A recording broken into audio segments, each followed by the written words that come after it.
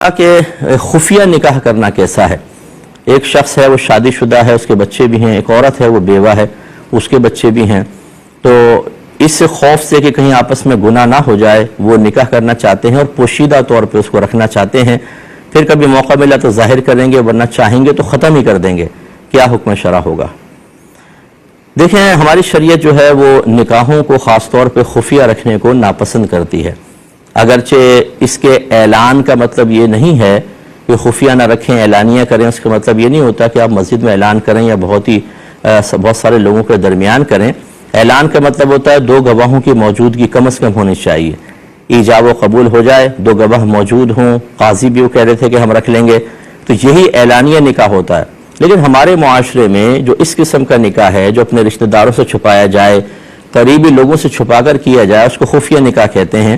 اور اس نکاح کے منفی اثرات بہت زیادہ ہم نے مرتب ہوتے دیکھے ہیں۔ کبھی ایسا ہوتا ہے کہ ہماری بہنیں بھی اس پہ توجہ کریں کہ وہ خفیہ نکاح کر لیتی ہیں اور شوہر کرنے کے بعد چھوڑ کے چلا جاتا ہے، اب وہ کسی اور سے نکاح کر نہیں سکتی ہیں، ان پر شوہر کے احکام کی پابندی بھی لازم ہوتی ہے، اور وہاں پر شوہر غائب ہو گیا، اب نہ یہاں کی رہی نہ وہاں کی رہی۔ اور اسی طرح بعض اوقات ایسا ہوتا ہے کہ جیسے حضرت نے فرمایا کہ یہ تھوڑا بہت عرصہ قائم رکھ کے ختم کر دیں تاکہ ابھی گناہ سے بچیں۔ ابھی گناہ ہو کیوں رہا ہے؟